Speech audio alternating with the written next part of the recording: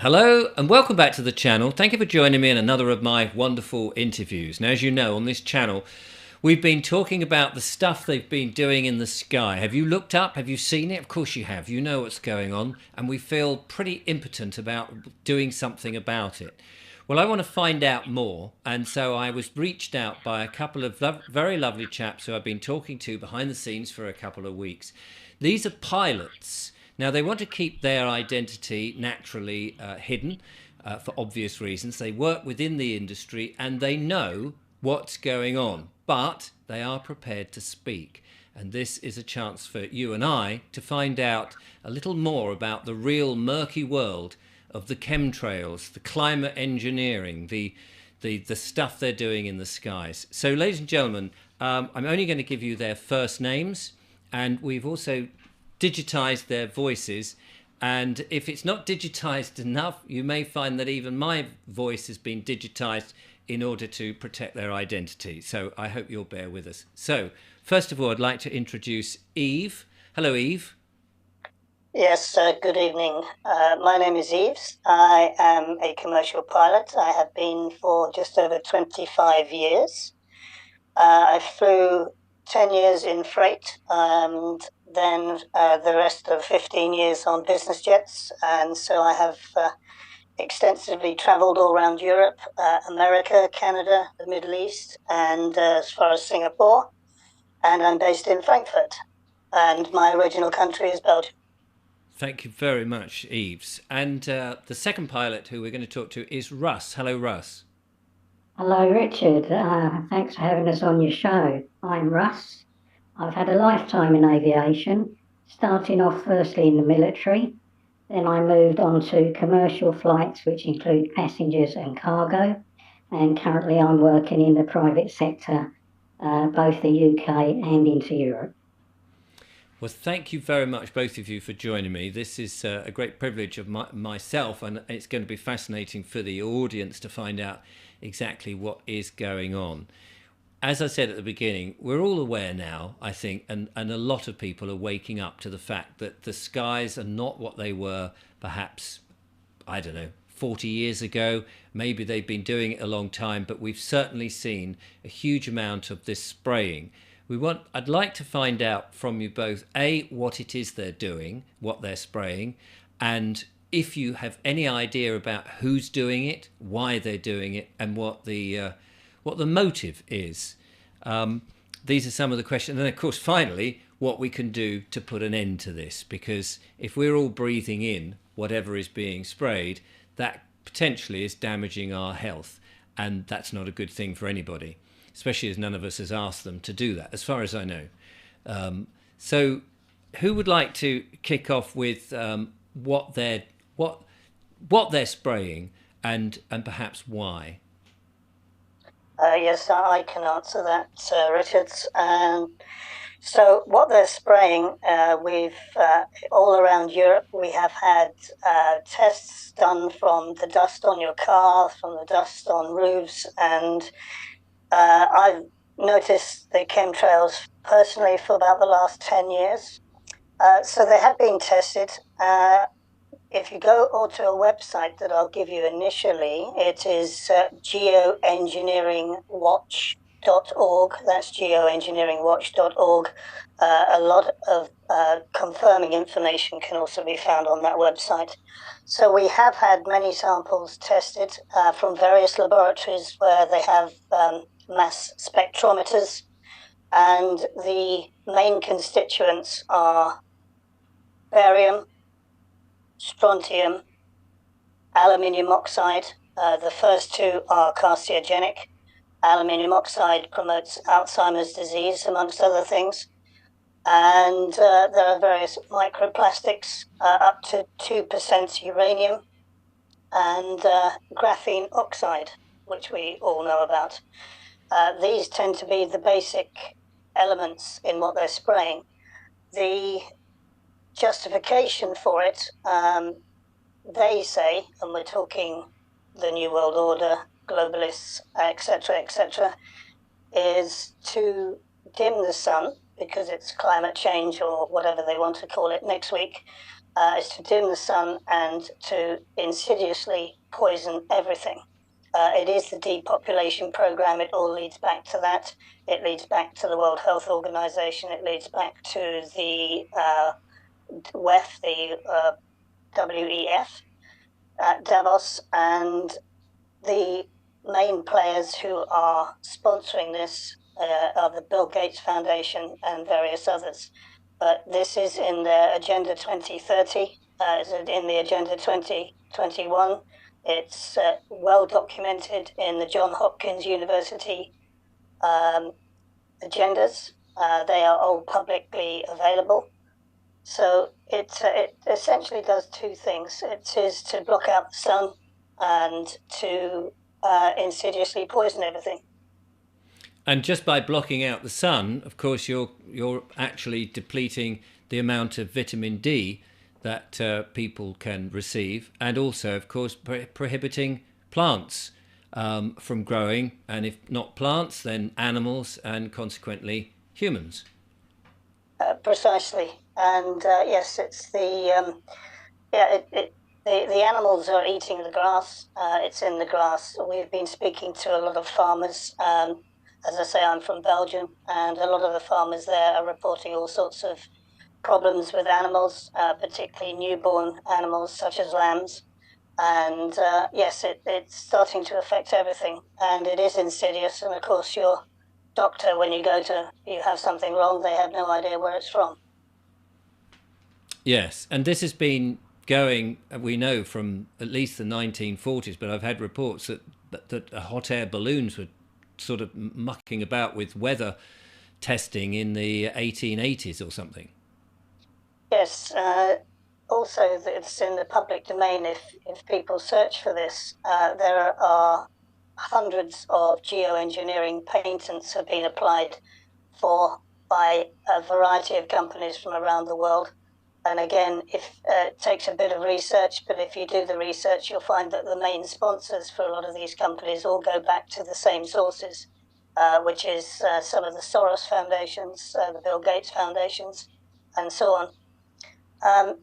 It gets a little bit more involved because with a lot of the metal particulates in what they're spraying, both at around about 10 to 15,000 feet, the higher level altitude spray that they're doing is mainly contaminants in the fuel. We dismissed that to begin with because we thought the hot section of the engine will just melt everything, but in actual fact, what they're putting into the fuel it has a higher melting point of around about 900 degrees, and hot sections of the engines tend to burn at around 700 to 800 degrees.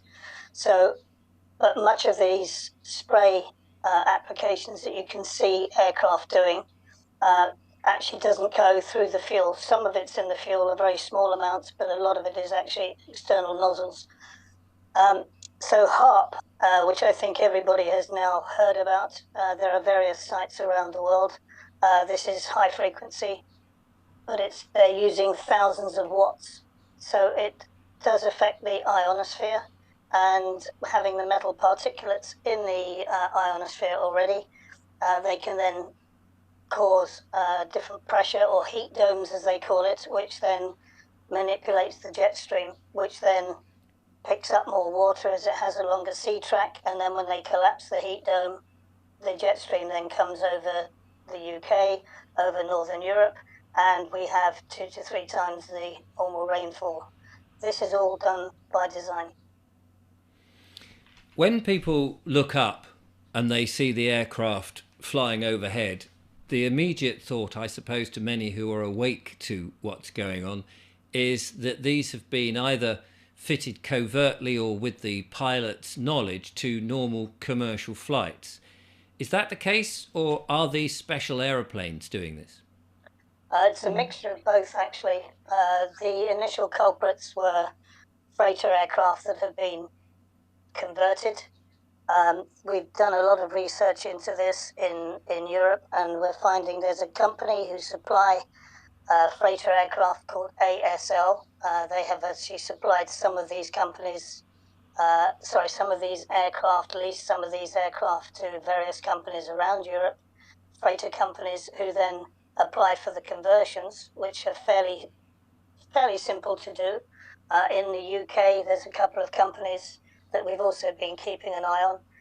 They very simply have either a roll-on, roll-off system, which is containerized like a freighter aircraft would normally have. So it's a pallet with a pump, wiring, a container with the chemicals in.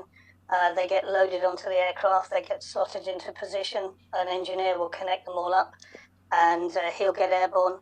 The other aircraft have permanent tanks already fitted, and again, they're deliberately and willfully fitted. So the CAA in each country have approved these systems, so the CAA know about what they're doing. We've also looked into the company's air operators certificates, and some of these companies have more than one. And some of them, for instance, are allowed to spray their oil spill response. Their legitimacy is that they can spray detergents low level over the sea onto an oil slick. But in actual fact, when you think, well, how many oil slicks were there around Europe or around the world in the last 20 years, it's been minimal. So that raised my suspicion. That's how I got onto this many years ago. The AOC also says that some of these operators can spray pesticides over wooded areas, and clearly that's in violation of the AOC, because most cities don't have wooded areas. So yeah, it's been going on for quite some time. It's just that we're now starting to notice. So let me bring Russ on, if I may. Russ, where I am, down on the south coast near Brighton, we're clearly very close to Gatwick Airport, so we see a lot of planes going overhead. Some days more than others are obviously spraying. Some have your contrails, and you can easily tell the difference. How many planes, Russ, are operating this, and are they operating over, let's just take Great Britain, I'm sure they're operating across the rest of the world with other contracts, etc. But how many planes are operating in any one time? Well, it's very difficult to know the exact numbers, Richard, but through our investigation, it's clear that they tend to operate in a set pattern. That set pattern, you have to understand, is all controlled by international as well as the UK Air Traffic Service. We also know that they are talking to the military operators. The National Air Traffic Service, NATS as it's called, both military and civil operators actually sit side by side in one control room. What happens is a flight plan would be filed. They would then have the, if you like, the prior knowledge of the routes that these aircraft are going to take, altitude, speed, direction, etc. And what we're finding, and this is very important for your viewers to understand, many people use the flight tracking apps, in particular Flight Radar 24. There are others out there, but it's been proven that these do not deliberately, they are being blocked from, the customer is being blocked from seeing the aircraft flying. That's why you can look out in the sky and physically see, the big grid patterns building as these planes are flying non-commercial routes. They're not flying the normal patterns that anybody can get hold of an aviation route chart and have a look at where they should be. They're not following these flight paths, but they're being controlled by both military and civil controllers. What they're doing is they obviously can see the aircraft for safety reasons and to keep them, get them through. But the problem is that the apps won't let Joe Public see them. So that's why you'll see one with a trail, maybe 3 or 4, and they tend to come through in sort of half a dozen, like a squadron at a time, coming through in waves, building these patterns, particularly in front of the sun. The more you witness this, you'll realise that's their aim. with what they call the solar radiation management. And then within a few minutes to a few hours, you'll see the sky just cloud over. And if you don't get the rain, you're lucky. But that's why we're suffering with this lack of vitamin D, amongst other things. So the aircraft are being hidden from view from these tracking apps. The other thing to point out is that internationally there's a system called QRA, that's Quick Reaction Alert. Through NATO, it's called the NATO Air Policing System, and in America it's called NORAD. The idea of that is to defend countries from attack. So if an aircraft, for whatever reason, doesn't show on a radar system, or it's lost its radio contact with the controller, etc., they will then initiate QRA, which involves scrambling fighter jets in the UK, that's Coningsby, Lincolnshire, and Lossiemouth in Scotland, to literally get up there, find out what the aircraft's doing, because he's not talking to a controller, or he's not on a radar, or he's not following the track he should be doing, and they would then decide whether they need to intercept or whatever. So the important thing to remember is that these aircraft are coming through with prior permission, because the RAF in the UK are not being scrambled to intercept. So that's how deep this whole thing goes. That shows the involvement, international airspace restrictions and control, as well as the CIA here in the UK. And they're doing it daily, so often. I mean, these days you never seem to think these pilots get a day off, or occasionally you get the odd day off and you think, oh, if only we knew what the rota was like, the pilot's rota was, we could plan our holidays around them. Is it true? I spoke to Ian Simpson, who's done a lot of research on this, and he was saying that they'll put one substance out, then another plane will put another substance out, and then in the air, the two substances come together, and a bit like araldite, the glue, one being the catalyst, will then create the third effect, as it were. Is that how these chemicals work? That appears to be exactly how they do it, particularly as I previously mentioned, when you see half a dozen or more come through. The trails do seem to be of a different, shall we say, composition. And that's a very good description, just like araldite. You mix the two together to get the end result.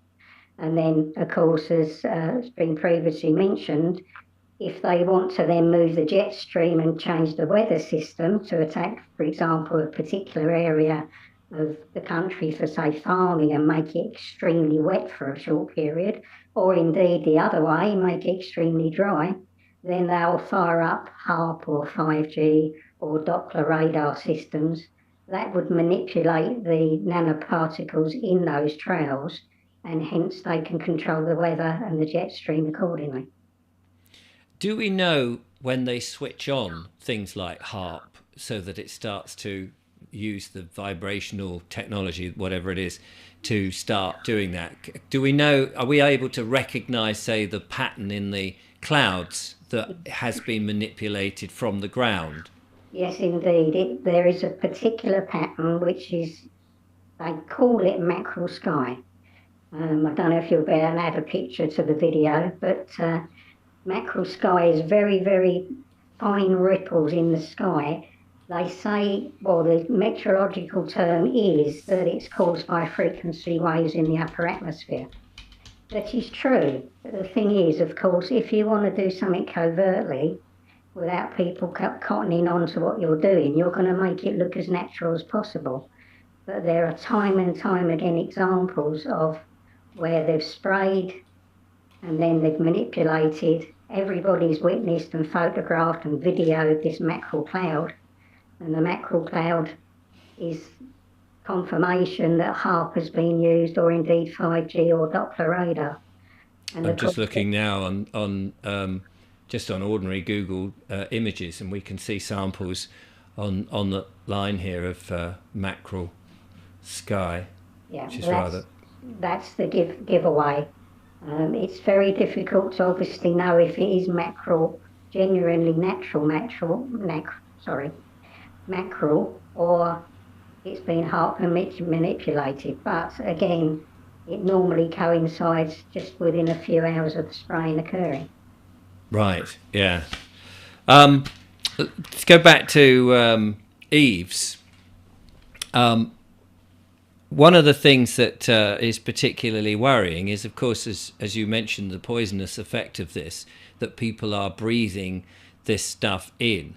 Do you think the companies that are doing this know that we're breathing this in, that it's affecting humans? Do you think they know that there is a bigger agenda behind it? Or do you think they just believe that they're working for the climate's sake, to save the planet and radiate the sunlight back into space?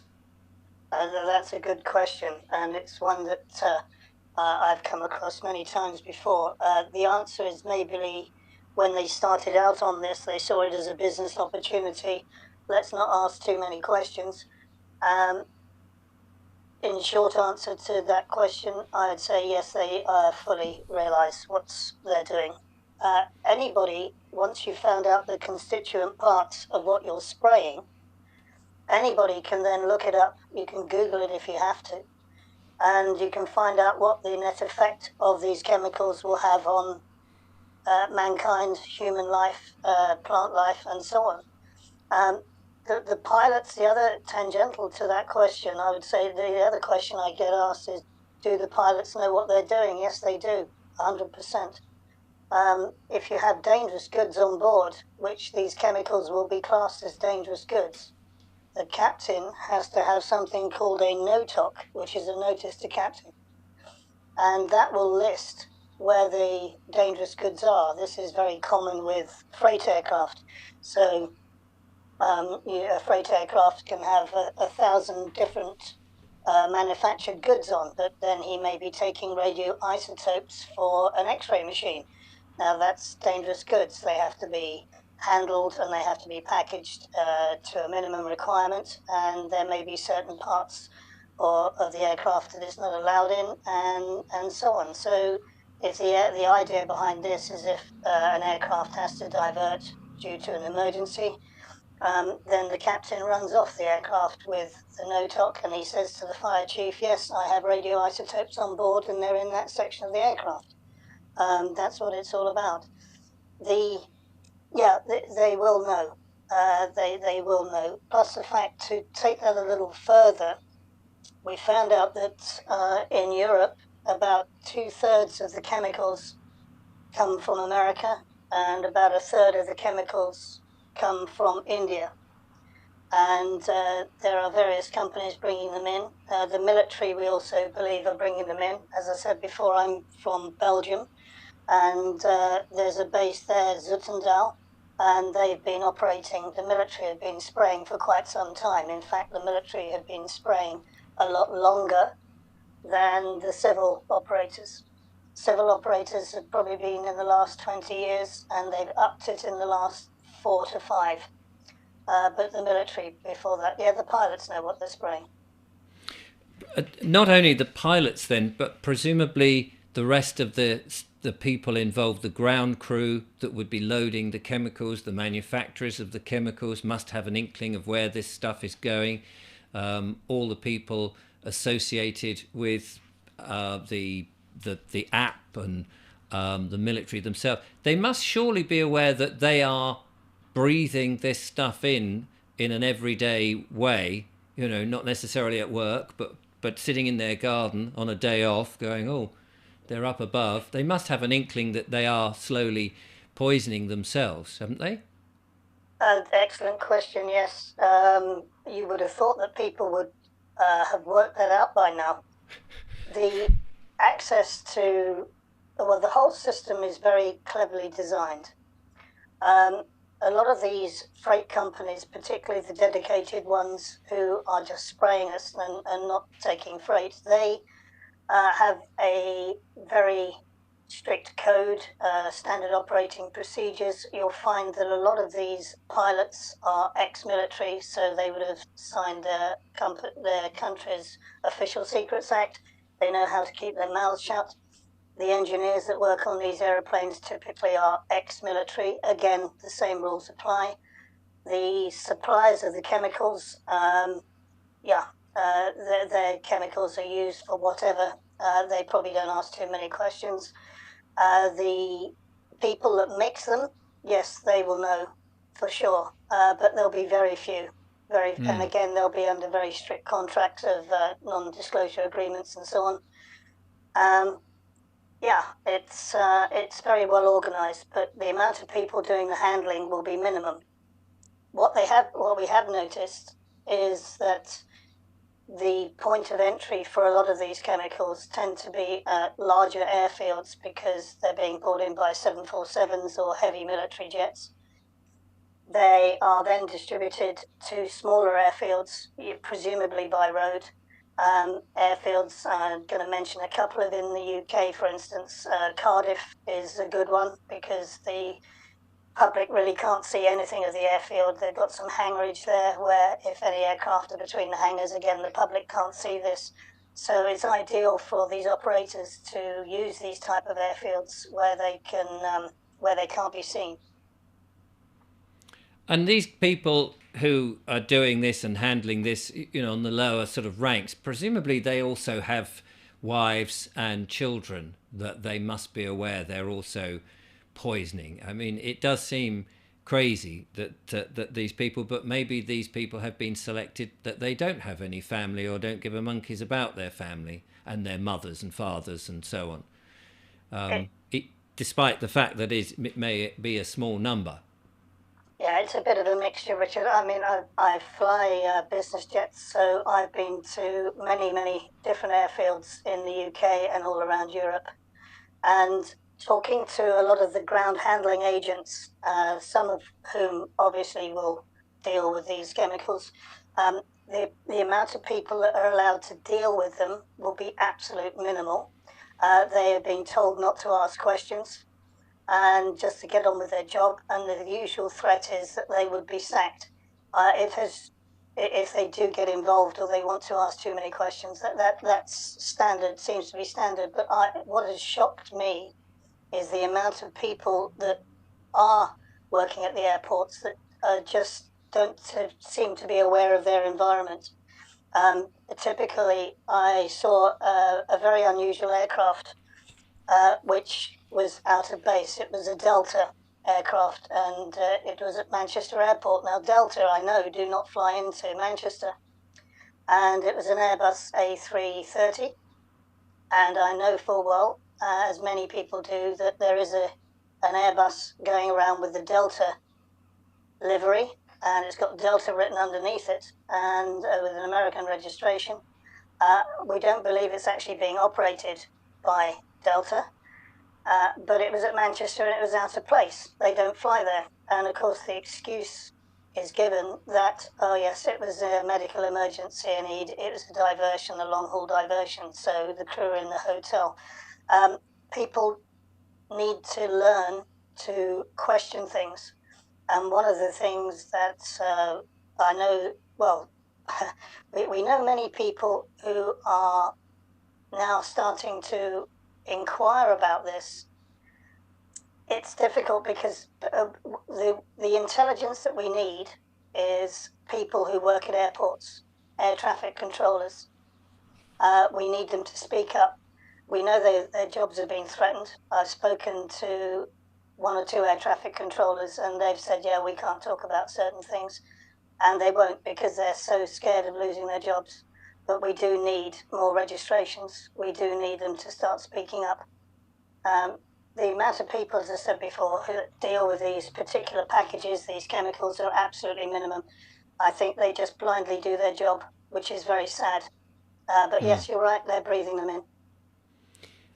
How can the public, if they wanted to get in to gather evidence, help gather that evidence? If they went to airports, would they see, could they, if they had certain knowledge, what would they need to know? I mean, you mentioned about Delta and it went through my mind, of course, the idea of these medical emergencies, what with people dropping down dead every 10 minutes thanks to a certain medical intervention that we've all been dropped. We can see how that and the advent of a potential bird flu or these sort of other narratives that are being thrust at us could disguise the aeroplane's routes and delivery patterns. But is there information that the public can do relatively easily to expose or gather the evidence so that this can be highlighted later on?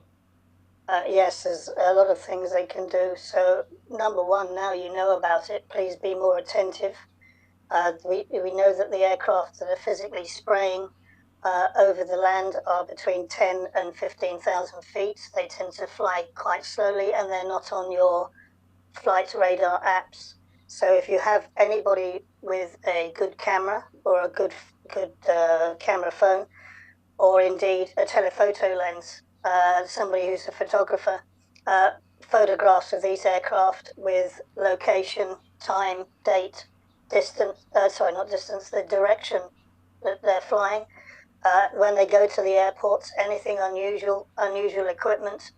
For instance, some of these freighters are out of place. The key thing is somebody must know somebody who works at an airport. That's really key.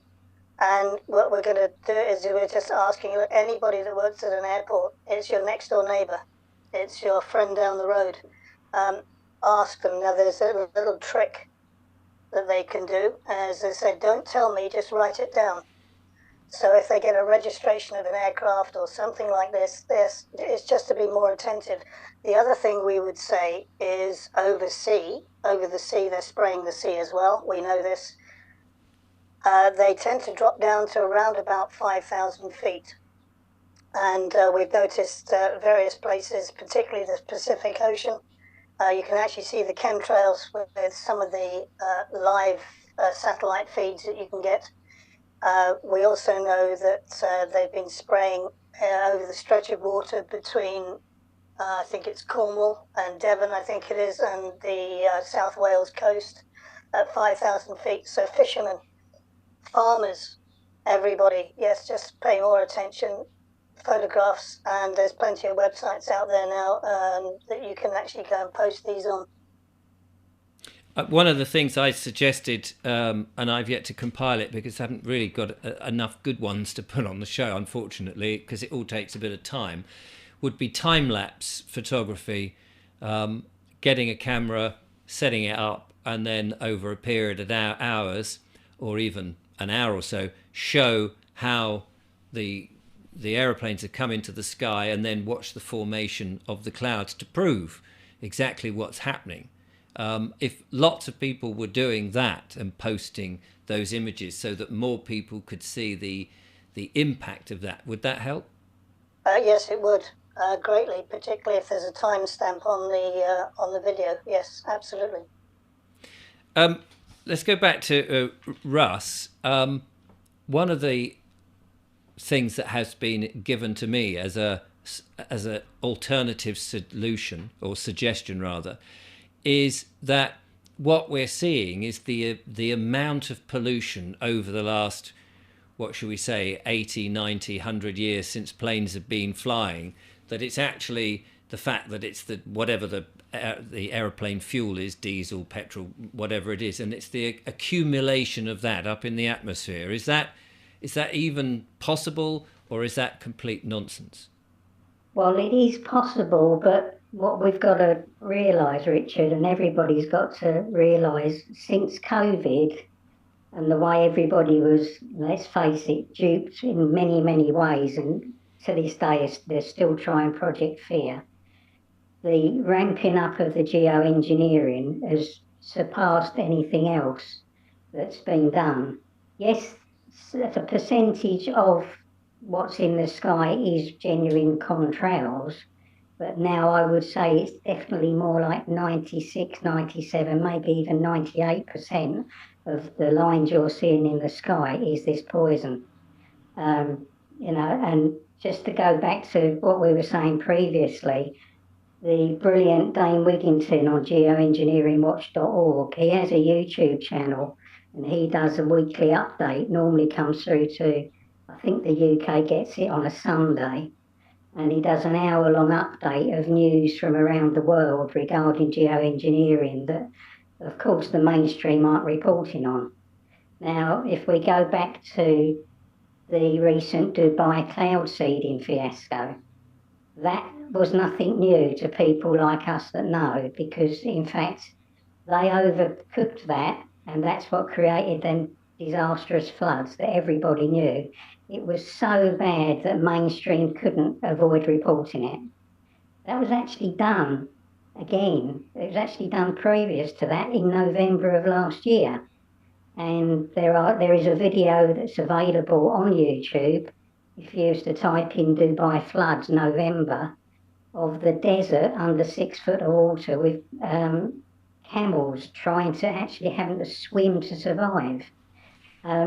What they're doing, they're also, like they did with COVID in a particular way, they're saying to people, it's not what you're seeing.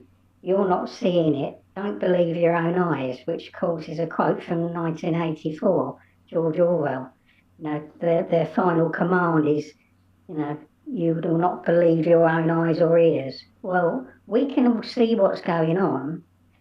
And with the cloud seeding, what they're now trying to do is to make everybody think that it's just cloud seeding and not poison. We have to, we have to stress it is a poison. Yes, cloud seeding is part of geoengineering, but that's normally achieved with just a twin-engine propeller-driven aircraft, which fires some silver into the clouds to make it rain or stop it rain. When you get it wrong, you get what happened in Dubai. But of course, the problem here is the poison, as we've mentioned. For example, the aluminium, when it gets into the soil, it kills all plant life from the roots up. Yes. Also, it's been proven, again, if we quote geoengineering.org, 10 years ago, it was already being seen that bee populations were suffering. And it's even been reported to us here in the UK now that bees are being witnessed flying around plants in people's gardens, and people are saying, well, that's behaving oddly. And the bees have been proven to have so much aluminium building up in the system that then they're getting a form of Alzheimer's disease. And they're not even flying around naturally anymore. Yes. They're dying off in thousands. And of course, if the bees die and the crops die, which is part of the plan and the overall agenda, that's where you're getting your food supply problems from. That's the Great Famine. Yeah, this is how it's all connected, Richard.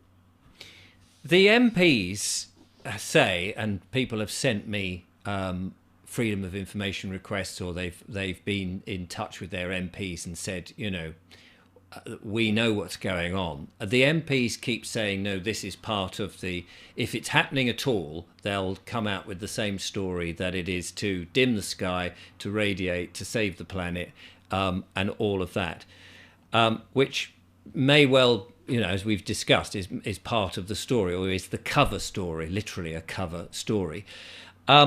However, none of us have been asked to have our consent to this. They've just done it anyway. Surely there ought to be in the manifestos, particularly now with the next election.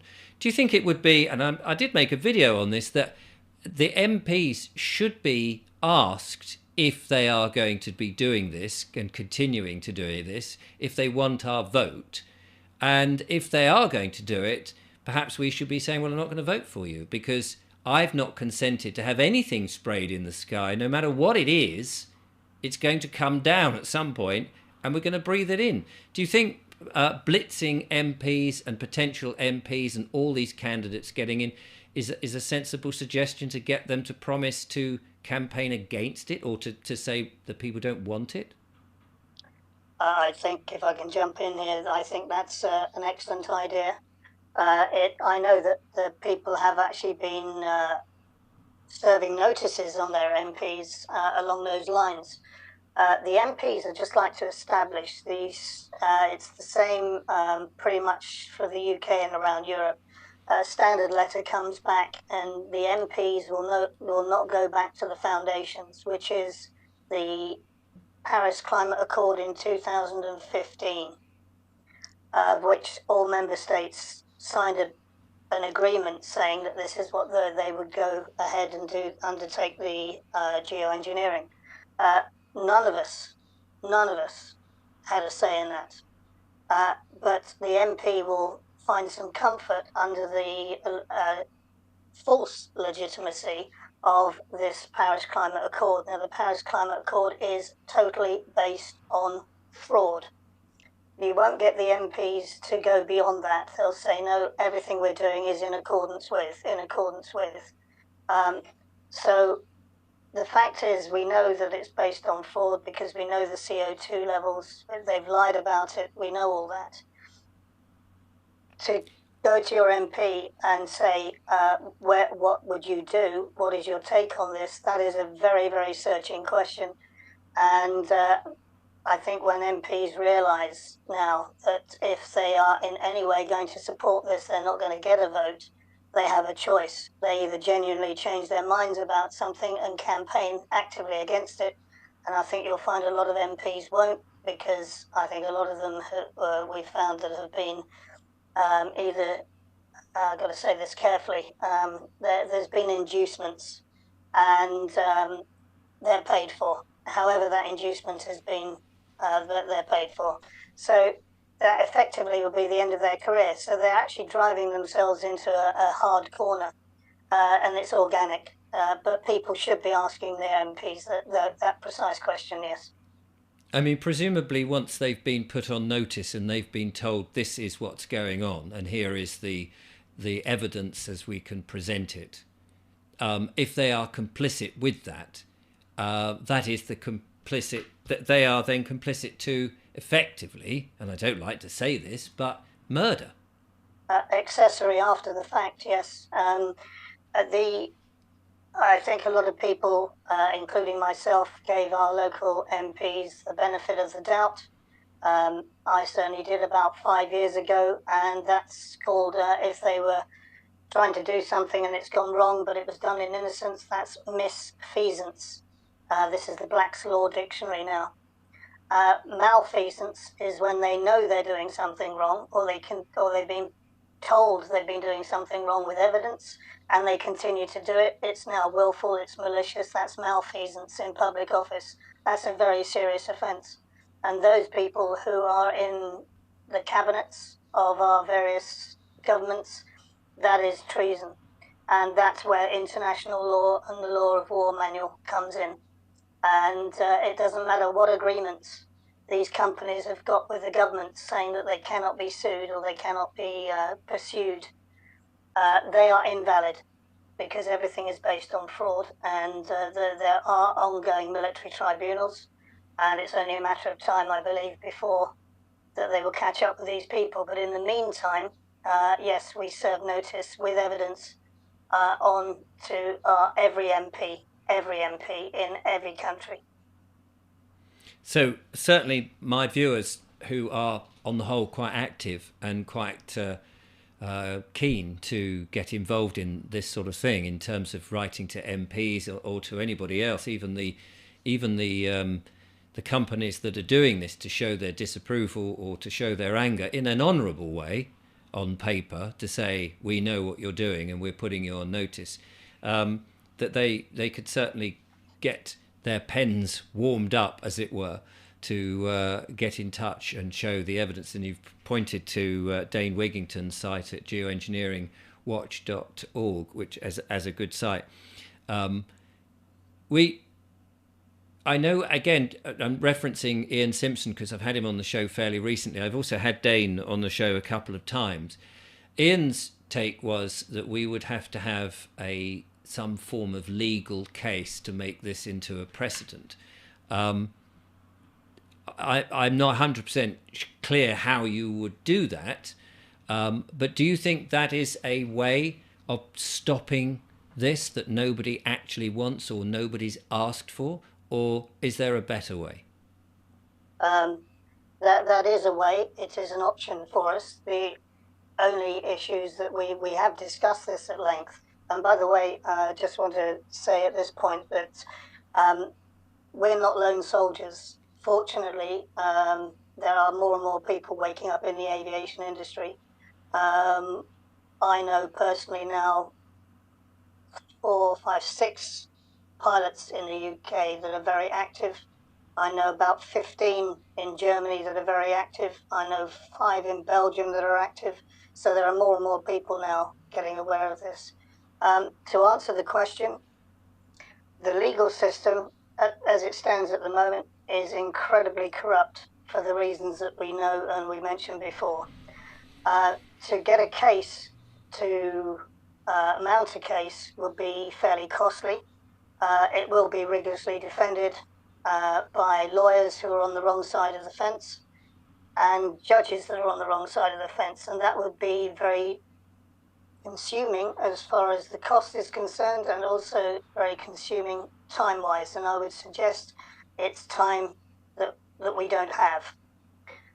So we still continue down that road. Yes, I think it's merit worthy. The other thing is to record everything, and there are 2 ways you can do this: to send to the ICC, the International Court of The Hague, and also there is the Inspector General of the US Air Force.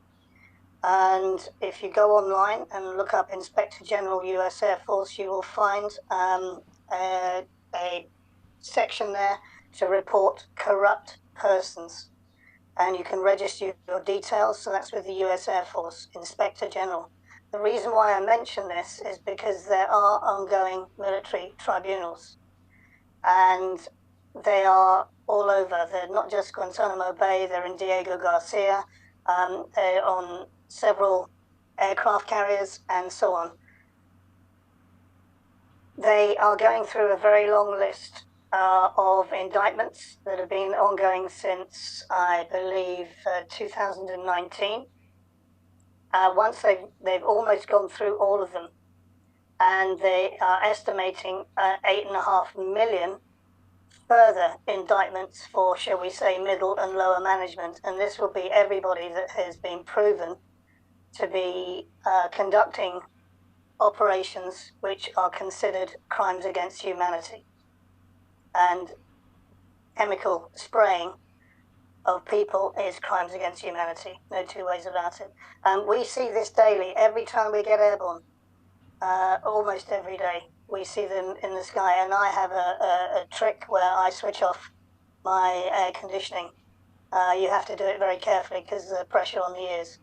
But I will not have any of the air conditioning working as we're flying through the levels where these chemtrails are in. And as I say, they're generally between 10 and 15,000 feet. What does it look like, just as a matter of interest? I haven't been in an aeroplane for some time. What does it look like when you're flying above these trails being laid? We see them from the ground and they look like lines. Do they have height, these things, as the various weight of the particulates drop to make it into more like a vertical ribbon? Yeah, so as you get different perspectives as you're taking off or as you're coming into land. So taking off, yes, you can see that you normally burst through a cloud layer, and yes, there they are. So I do my best to avoid them. And if we've been given a heading to steer, then if it's going to take me right through one, I will ask air traffic if I have the time to 10 degrees left, 10 degrees right to avoid. They normally grant me this unless you're in busy airspace like Frankfurt, and then the standard instrument departure is the departure because there's so many other airplanes around, so you can't always avoid them. From above, you get a better perspective, providing there's no intermediate cloud layers. And yes, you can see the extensive way they're flying them. You can't see them. You can't see the particulates because a lot of them are nano as well as micro. But you can see where previous ones were and how they've spread out, certainly, yeah. But you get a better perspective when you're above them.